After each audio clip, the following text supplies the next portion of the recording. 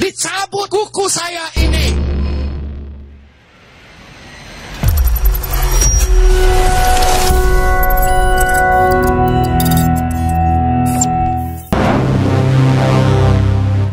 Saya jadi Kristen.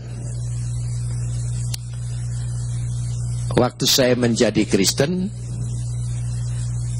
saya tidak sering orang tanya, apa Bapak dapat penglihatan surga? Ada orang yang gitu, silakan saja. Saya enggak. Kebetulan saya enggak. Saya ini hanya menyelidiki kedua kitab suci. Studi pakai otak. Tapi dibuka hatinya. Jadi ketika saya baca Alkitab, itu bukan bermaksud untuk percaya. Bermaksud baca Alkitab untuk mencari kelemahan-kelemahan Alkitab untuk diserangkan kepada orang Kristen. Jadi saya baca Alkitab dari sejak kitab Kejadian, baca semua. Terus baca terus, selidiki terus, baca terus, baca terus. Itu belum jadi orang Kristen dan belum percaya. Selesai perjanjian lama, dikritik ini, dikritik ini, kritik ini. Sampai Matius, Markus, Lukas, dan tiba giliran Yohanes. Disitulah Tuhan membuka hati saya.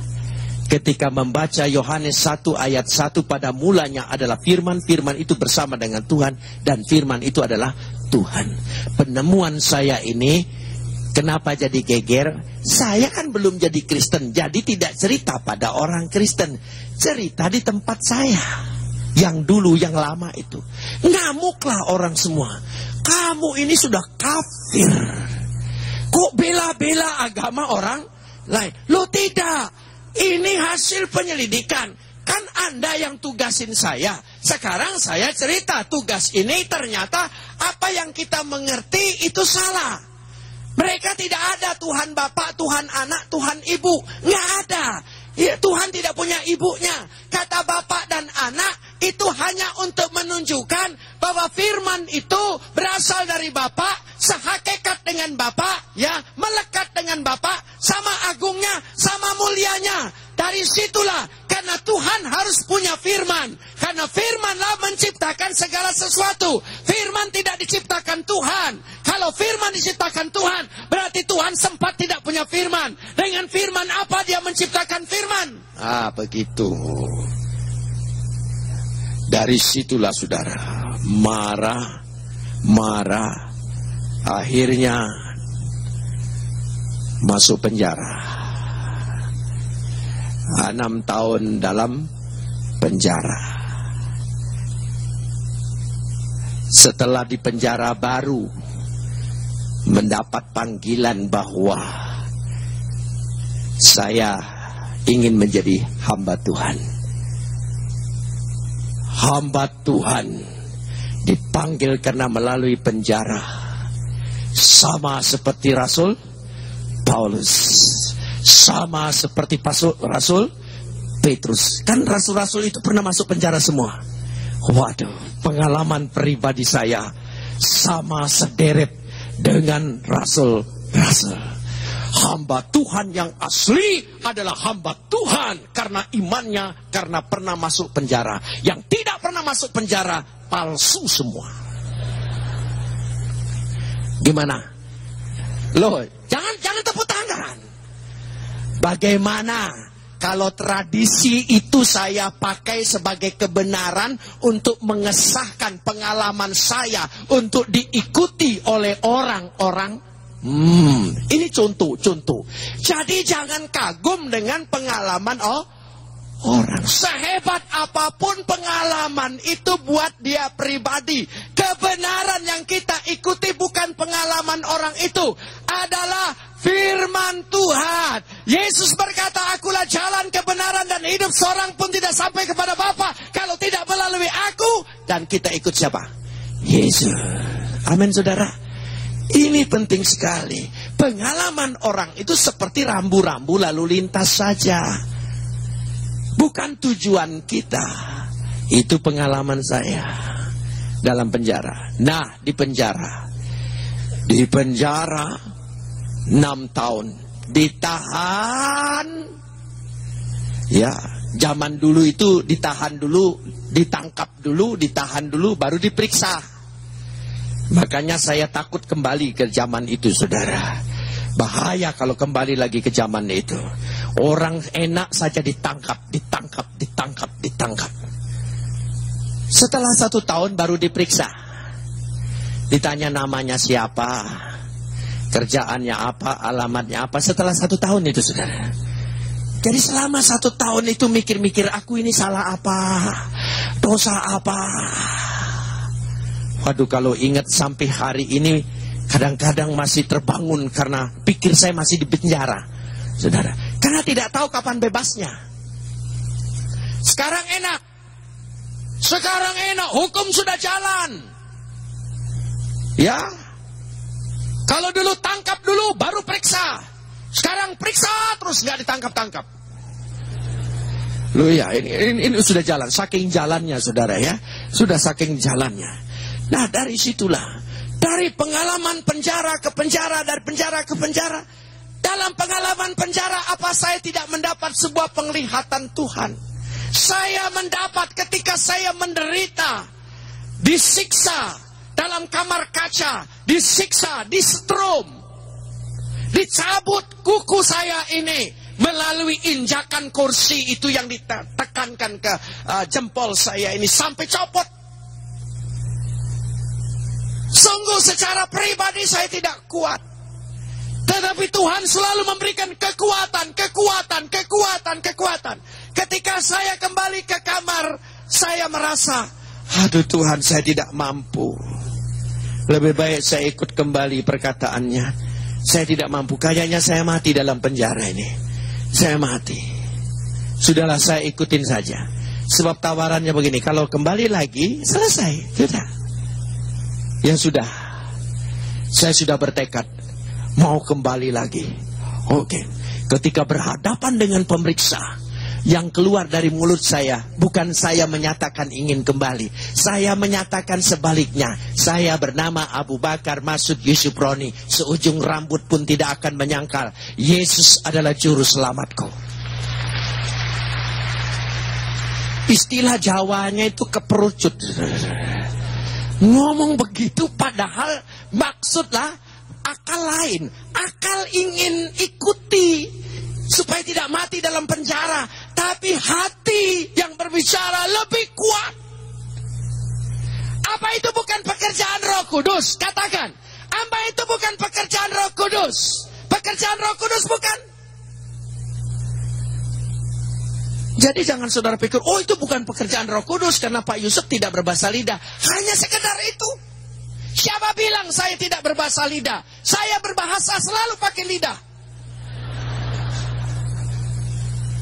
Loh, supaya kita tidak boleh secara tradisi kita mengakui sebagai kebenaran. Kita harus mengakui kebenaran itu adalah Alkitab. Dan lebih daripada Alkitab, sekali lagi, lebih daripada Alkitab, pribadi Yesus itu. Itulah pegangan kita segala-galanya. Amin. Kalau Alkitab ini tidak berbicara pribadi Yesus, dia tidak ada gunanya.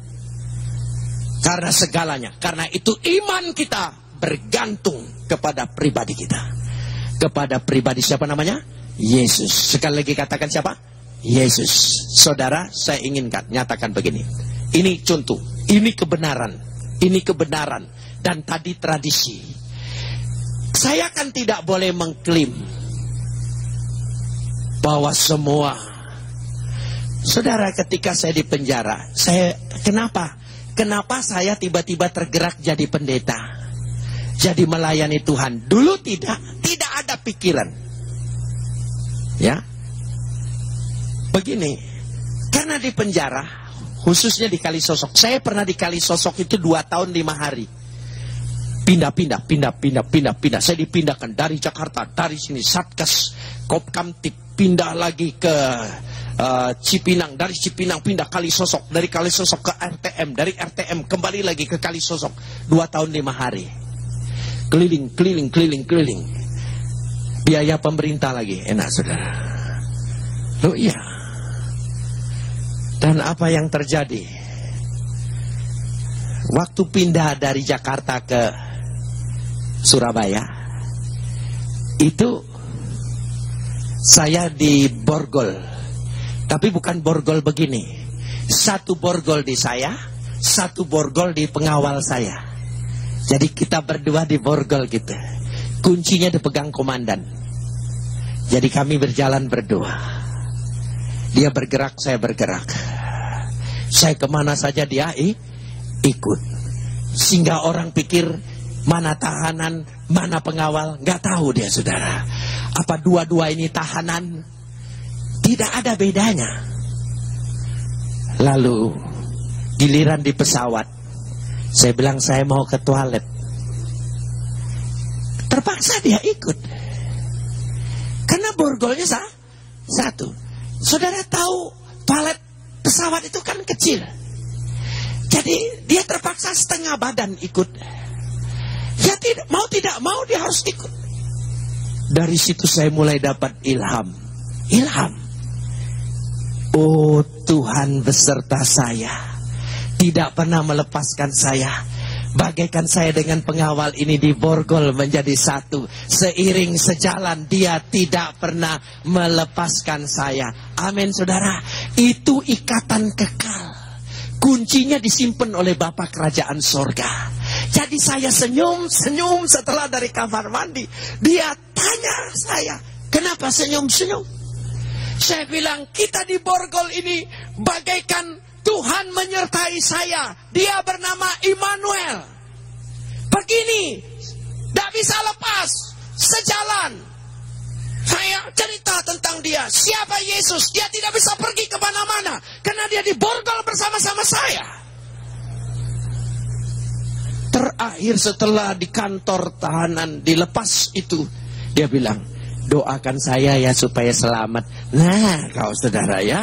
Jadi terus, Tuhan itu beserta dengan kita. Dia tidak pernah tinggalkan kita. Saudara percaya Tuhan beserta kita?